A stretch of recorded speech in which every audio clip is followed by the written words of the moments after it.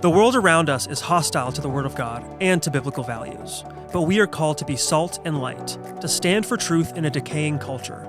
We are not called to run from the fire, but be willing to step into the fire. God has placed you at this time in history on purpose and for a purpose. Join us as we get better equipped to address civics and culture from a biblical worldview. Welcome to Into the Fire, powered by Dream City Church. Let's welcome our hosts, Debi and Sam. Today's topic is diving into DEI, and we're joined here by Jenna Bentley and Matt Beienburg from the Goldwater Institute. Thank you for joining us. Thanks so much for having us. Yeah, so I'd like for each of you, just before we start, introduce yourselves, what you do at the Goldwater Institute, what your role is, and if you want to share anything else about who you are. Sure. So I am the Director of Government Affairs. That's sort of a fancy way of saying I'm the lobbyist for the Institute. We're based in Phoenix, Arizona, and I spend most of my time working at the Arizona Capitol. All right. And Matt Beienburg, I'm the Director of Education Policy at Goldwater. I also direct our Van Sittert Center for Constitutional Advocacy, so working on everything from school choice to higher education policy to promoting civics and constitutional education. Okay. And are you guys both, how long have you been in Arizona, like personally? Are you from Arizona? Do you live somewhere else? Or you? I am not from Arizona. I am actually a refugee from Massachusetts. So. But I've been in Arizona about 16 years now, and coming up almost 9 years at the Institute. All right. That's long enough, I think. It's been a minute. And what about you? Where are you from? Grew up here and been at Goldwater just under 7 years. Okay. Yeah. So you grew up in the Phoenix area, yep. In Phoenix. Okay, yeah. So did I. I am a native. I've been here for a long time. You are also from a transplant from... Yeah, I say born in California, raised in Arizona, though. Another refugee. Yes. Been here long enough now. All right, we'll go ahead and... For people who are listening and who don't know what the Goldwater Institute is, can you explain a little bit about what you guys do?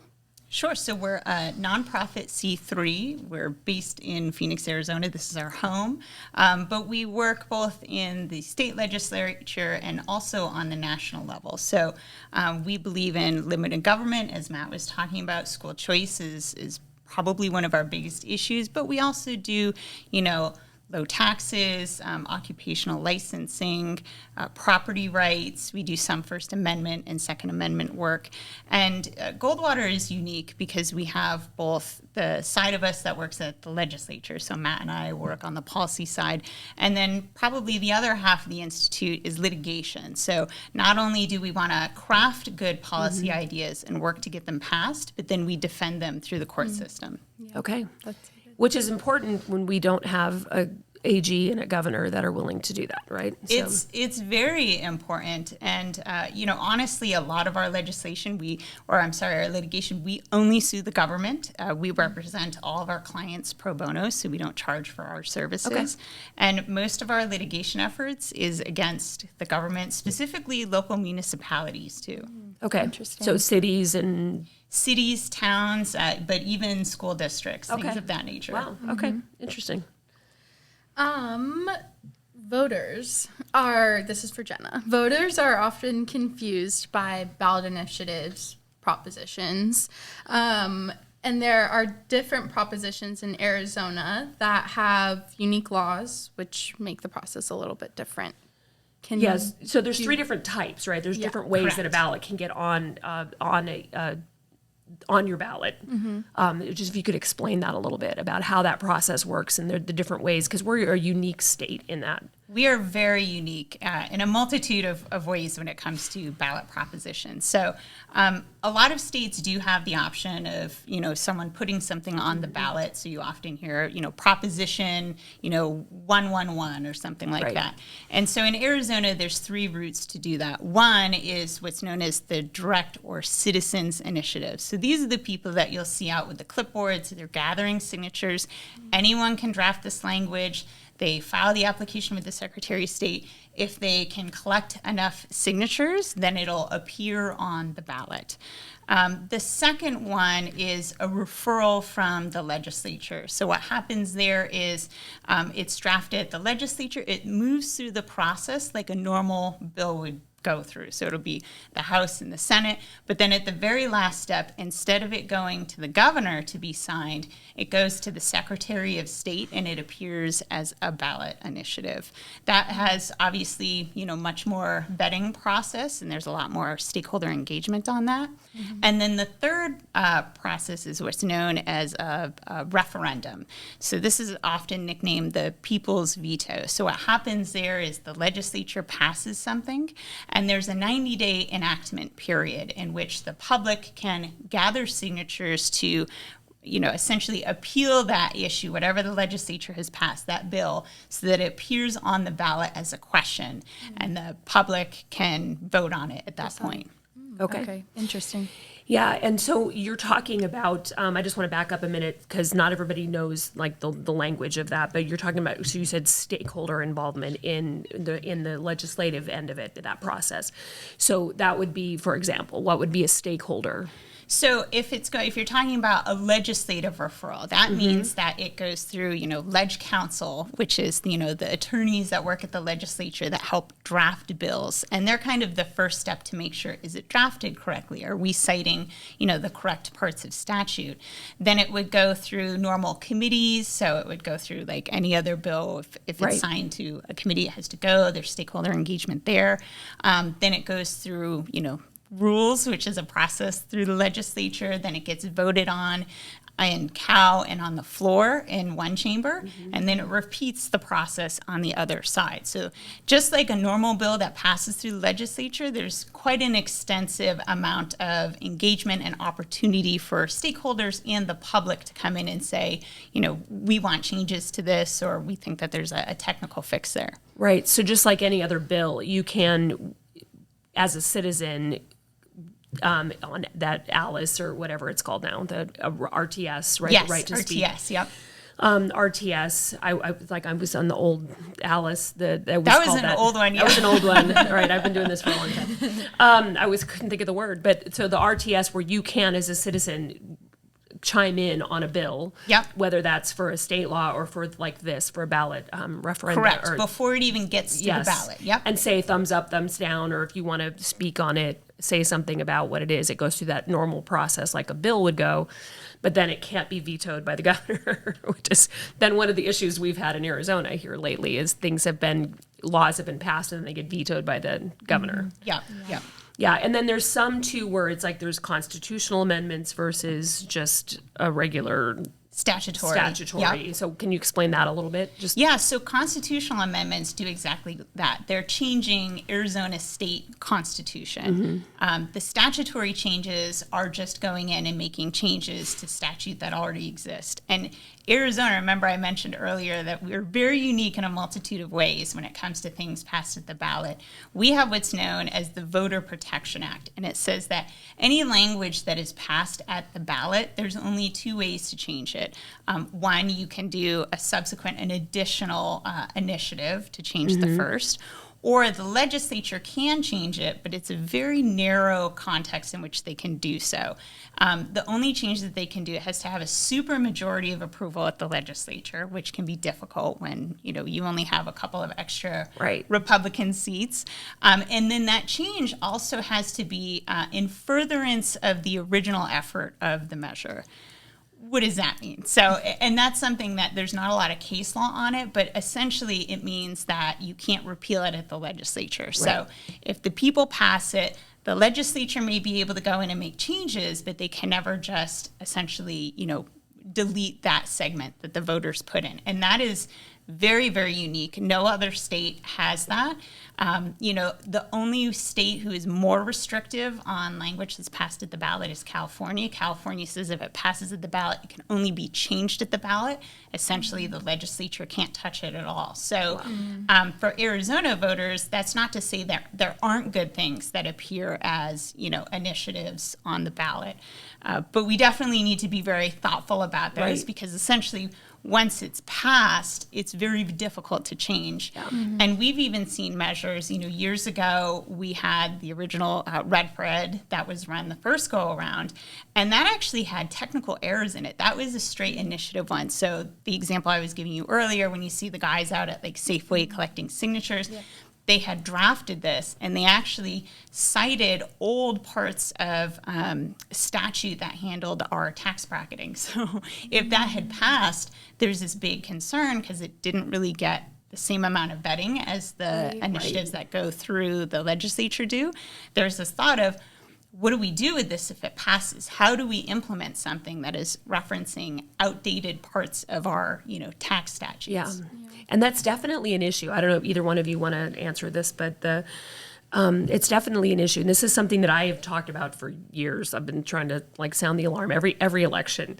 Okay, first of all, don't sign anything unless you really know what you're signing, because the signature gatherers, a lot of times are paid, and they may or may not actually know what they're promoting, right? I mean, I've had conversations with ones that just don't even know what they're talking about. They don't understand, like what you were saying, right? Where it's doing things that are not, or they're telling you this is going to do this and it's really going to do something else. So you have to be really careful signing those things, because it's not about just get it on the ballot and let people, that's what you hear a lot. Oh, this will just get it on the ballot. Well, we don't want terrible things on the ballot. So if it's bad, let's not get it on the ballot just to let people vote on it. That's my opinion. But and then also, like you said, with that, the way that because of that Voter Protection Act, once it's there, it's there. So we talked a lot we did about the Prop 139 and the abortion one. And that now that that's in the law, there's nothing, like, it's there unless we have another ballot initiative that undoes it. So it is something really, and I feel like that's low on the radar for people when they're voting. They don't really know a lot about the ballot initiatives. They don't understand how the process works. And so I think it is really important to talk about. I don't know if either of you had anything to add to that. Yeah, I mean, that's such a compelling point, because I think when you talk to people, especially when we're entering into a general election, when you talk about, what's important to you, everyone kind of starts with, presidential, right? Like, that's the top of the ticket. But really, when you're looking at what's going to impact your day-to-day life the most, it's not going to be presidential or federal. It will. But when you go down and you're looking at everything that's happening on the city and the municipal level and bond overrides and propositions on the state, those impact your life in a much more rapid and direct way. So to your point, yes, they are very important, and definitely something that people kind of have the misnomer of, like, oh, we'll just get it on the ballot and things will sort themselves out. Well, we want to be careful about what we're even putting on our ballot. Matt, I don't know if you have anything to add. Yeah, I was going to say, I mean, that's part of the trade-off, when the framers of the United States put together this idea of, are we going to have a direct democracy or are we going to have a republic? That most of government at the state and federal level is you elect your representatives. They're going to go and dive into the details here.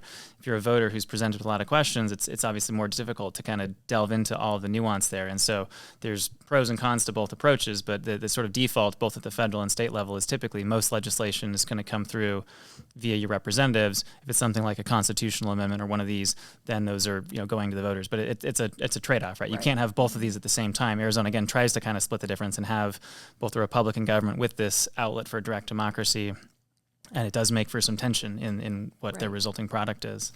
Because especially one of the things that I've noticed is that you have a lot of out-of-state interests coming in and dumping a bunch of money.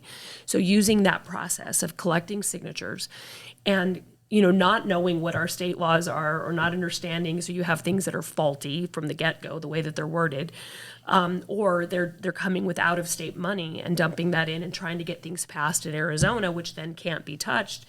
And if you have a bunch of money behind it that you can promote it with ads and whatever and basically deceive voters or spin, whatever you're trying to sell with there, it's easy. It's an easy way to get things changed in Arizona from outside. Right. I mean, is that an accurate? I feel like that's what I've seen. And what a great return on investment, right? Like, we see this a lot in energy policy, right? You have these California left-wing billionaires that come in and say, well, we want to force Arizona to be, 50% renewable, but we're not going to count anything like hydrogen or anything like that. It's going to be all solar and wind. They're going to come in, they're going to put this on the ballot. They don't have to live with the consequences. Right. But we do, and not only if it passes here, we would have been stuck with it. Now, fortunately, we were able to defeat that measure, but we constantly see that happening. And I feel like every year there's more and more of those groups, and you have to wonder if they do look at it and say, not only can I put this on the ballot, I can pay to get on their ballot, and if it passes at the ballot, they're stuck with it. Right. That's just a great investment from them. It's terrible for Arizona. Right. I mean, that's what I've seen. I feel like that is becoming increasingly more of a problem. Yeah, we definitely have to stay vigilant on it for sure. And again, because you have voters, like you said, that they're paying attention to the top of the ticket. They know far less as you go down the ballot, right? And the lower parts of the ballot do have a much more direct impact on our day-to-day life. Even school board, those offices and the ballot initiatives have a much more direct impact on our day-to-day life and what are from everything from taxes to what's happening with our families, all of that. So yeah, anything else on that before we go on to the next question? Go ahead. No, I don't think so. Yeah. Matt, I know we've been talking a lot about the downside of ballot initiatives and things, but there are good things that can come out of ballot initiatives. You guys are working on an initiative for the 2026 election. Can you tell us a little bit about that? Sure, yeah. So there's a measure, HCR 2042 is the number that it has. It's one of these, it would be an amendment to the Arizona state constitution to really prohibit state-sponsored racial discrimination and support for DEI, diversity, equity, and inclusion. And we're working with the Arizona Speaker of the House, Steve Montenegro, who actually was the original sponsor about 15 years ago. Arizona voters actually, at that point, voted similarly to enshrine in the Arizona state constitution a prohibition on the state government discriminating against Arizona citizens on the basis of race. Okay. So Arizona, like a lot of states, said, we do not want affirmative action policies in the state. We don't want our citizens to be judged and treated differently based upon their skin color. And so voters back in 2010 actually already got to vote on this and say, we do not want this. But in that original version, there was some language that said, but we're going to make some allowances. So if the federal government, for instance, is pushing us around and saying, you have to do this or we're going to take funding away from you, that language essentially was in there. And so for now, the last 15 years, you've had, and certainly we've seen this in some of the past presidential administrations, pressure, to support DEI or race-based programming or practices. And so this protection that Arizona voters actually voted to enshrine by almost a 20-point margin. This was overwhelmingly popular. This isn't a partisan issue. To enshrine this in the state constitution, and yet then you have, with sort of the pressure from the federal government, this sort of end run, just circumventing the will of the voters to do this. And so we've crafted this measure with Speaker Montenegro to say, let's actually reinforce the will of Arizona voters. We're going to say under no circumstance can you, using state government, that's agencies, schools, et cetera, none of these state agencies can have policies and practices. They're going to be treating people differently based upon race, classifying them based upon race, forcing various elements of sort of DEI-based indoctrination. We can kind of go into some of the details on this, but essentially that says we're going to uphold this. The state of Arizona should be race neutral when it comes to programs and opportunities for its citizens. It shouldn't be, having a double standard in what it's doing. Yeah. So what are some of those, like the specifics you were... Yeah, so the first one is closing that loophole. So it says under no circumstance, even if the federal government is pushing you, you cannot discriminate. You have to treat people the same. But it also says you also can't compel individuals or applicants, small business owners, contractors to endorse the ideologies of discrimination. And so what we've seen in the Arizona universities, for instance, we actually did a report a few years ago, and it showed at all three public universities in Arizona, you had, if you wanted to get a job at U of A, for instance, or NAU, you had to submit a diversity statement. So literally to be a faculty member in most of these cases and most of the job listings, they'd say, tell us about your research or your teaching, but also you have to tell us how you are committed to DEI.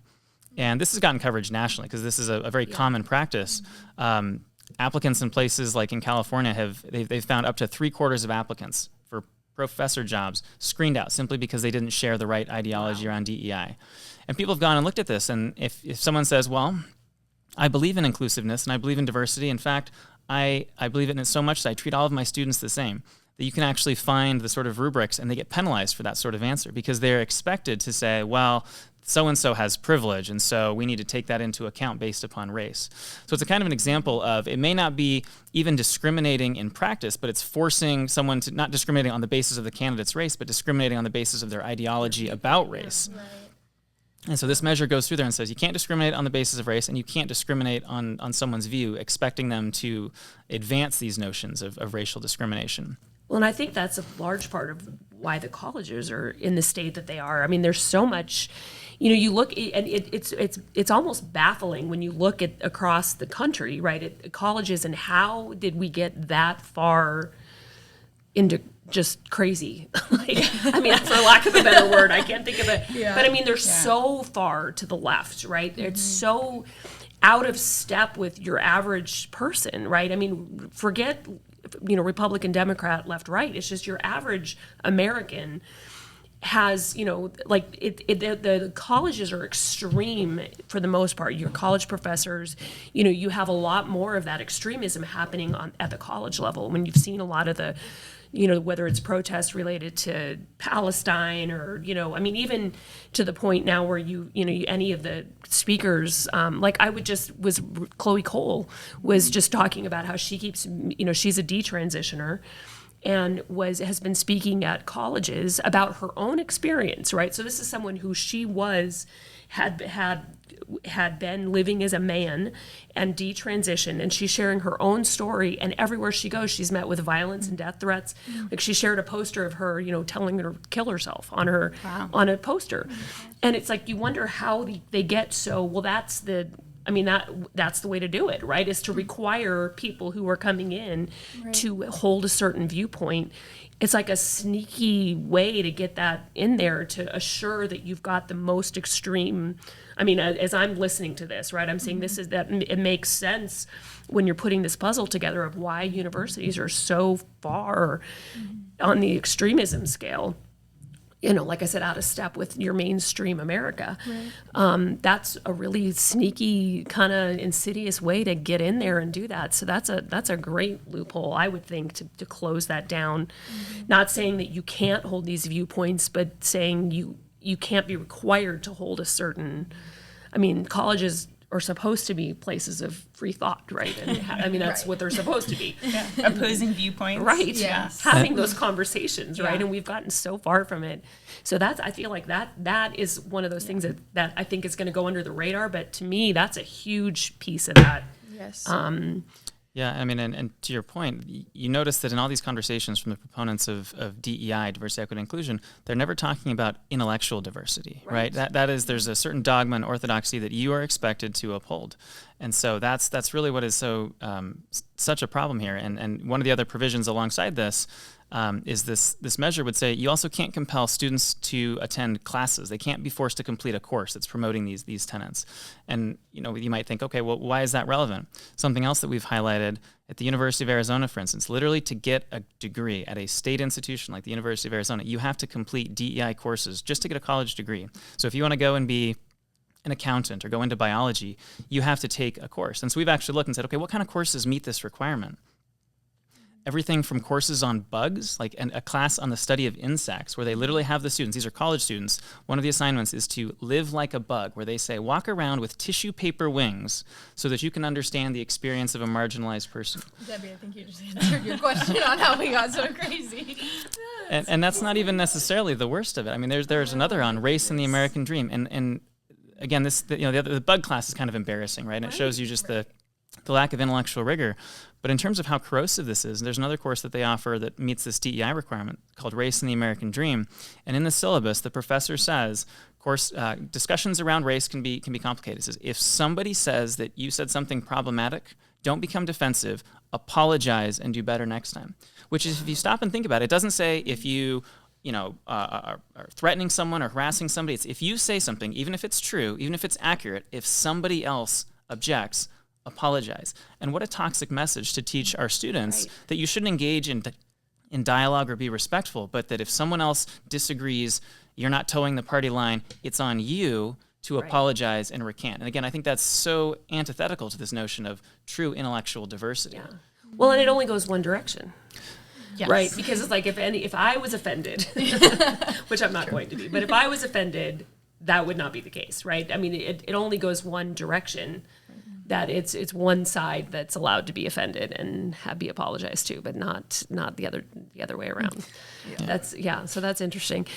So this is going through the state legislature. I mean, I know everything's on hold a little bit because of it's just the way things work at the state capitol. You've got to get the budget. They tend to hold off on some of the things and not get them in there until the budget's done.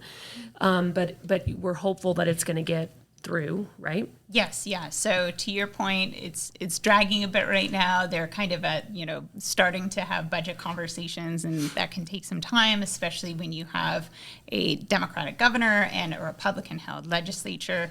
So, but we have passed Just opposing viewpoints going on. So, you know what, which is allowed to happen. Right. Yeah. But so we've passed out of the House. We're just waiting for a final vote in the Senate, and then we hope to see this on the November 2026 general election ballot. And then, so right now it's what did you say it was? HCR 2042. 2042. So if you are on the RTS and you want to go in and, on the Senate side, right? You said it's been through the House, but not the Senate. Correct. So you could give it a thumbs up on the Senate side of it. Yep.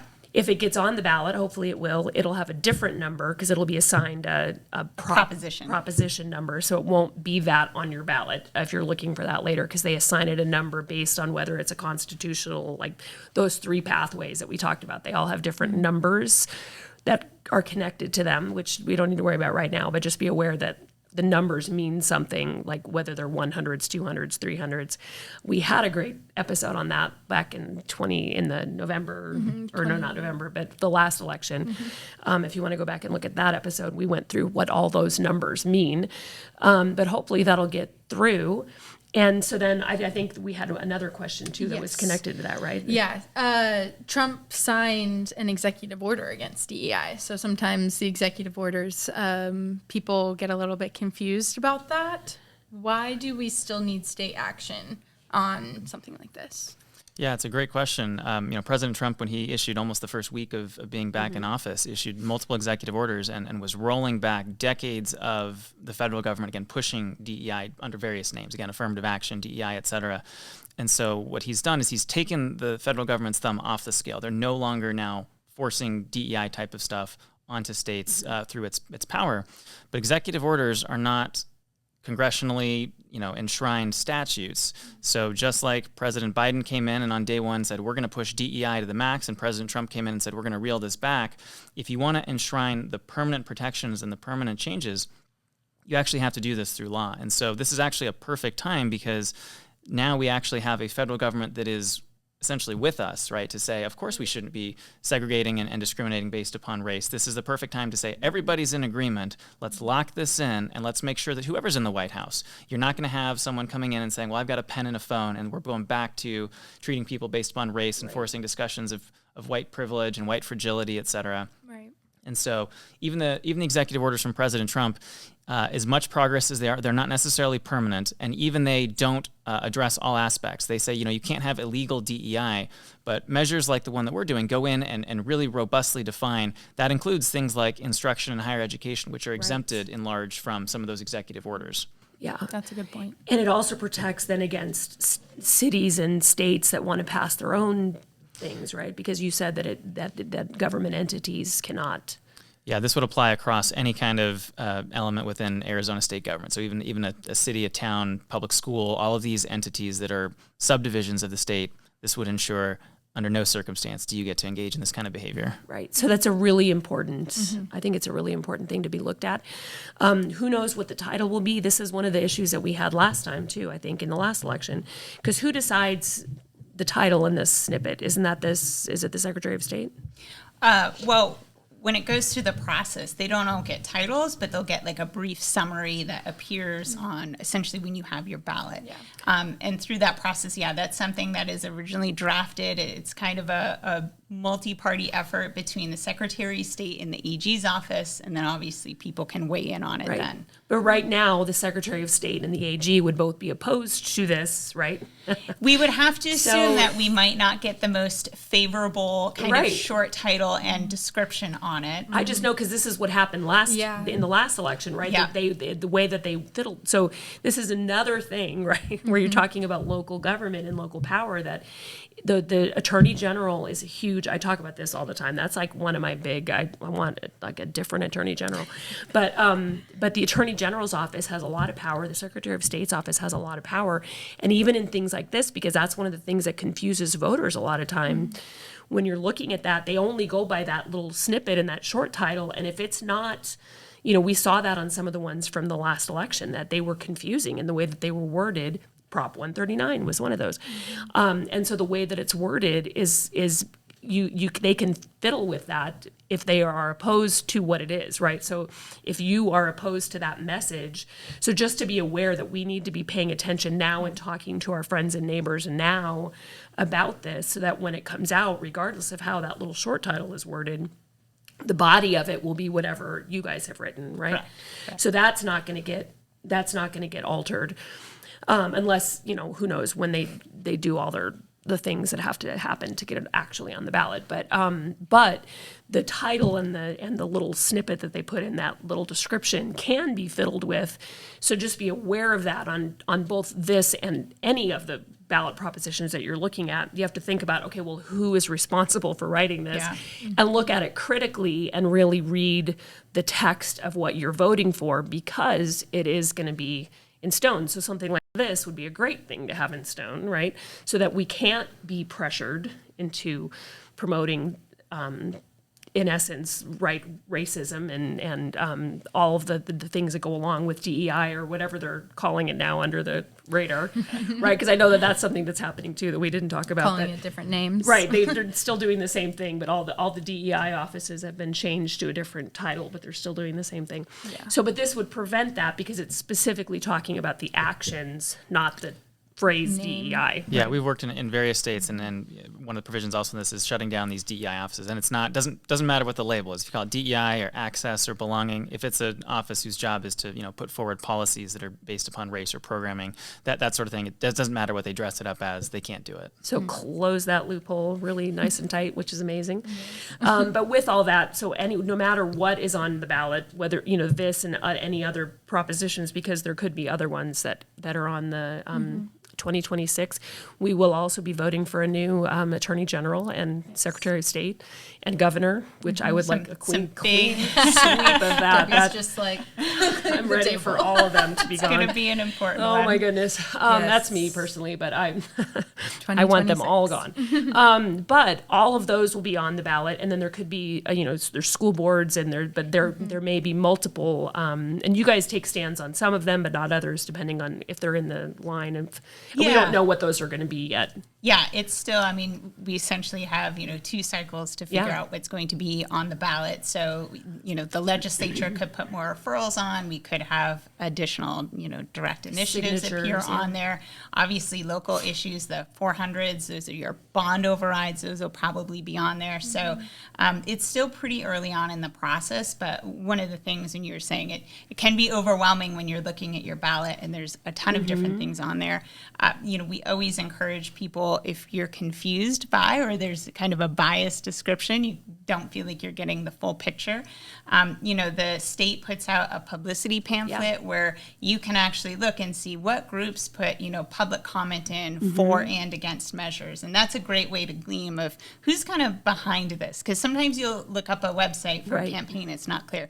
That's a great resource. And then obviously, you can go to groups like Goldwater. To your point, we don't opine on everything that appears on the ballot, but the things that are sort of within our wheelhouse, we do take a stance on. So that's a great resource. Yeah. And then I know you guys have had Arizona Free Enterprise Club on several times. They also do the same thing. So there's plenty of resources. If you don't feel like you have the time or the expertise to try to read the language, there's lots of places that you can go to get help to understand what's on your ballot.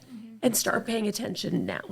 Right, now is the time to start paying attention to all those races and to the ballot initiatives, because now is when you have more time to kind of look into them Right. and figure out what they are and pay attention sure. to this one, Yes. and we'll see what title it ends up with and how it goes down. But yeah, anything else that we? Do you guys want to mention the A Oh, for the book, Arizona? yes. Oh, Yeah. A is for the American Dream. We actually put out a kid's book this last year. So part of the mandate that we mentioned is doing civics-based instruction. This may be a broader conversation as well, but we're doing teacher trainings with the School of Civic and Economic Thought and Leadership at ASU to help prepare teachers to be able to instill these notions, and also putting out programming for schools, one of which is this kid's book, kind of walking through elements of the American dream and, sort of just going through that alphabet instead of anti-racist baby or the kind of stuff you're seeing from the left, teaching kids this notion of equality of opportunity and justice and prosperity under, all these things that help make the United States special. So that's the kind of thing that we've put out and made available. A is for the American dream. Wow, that's awesome.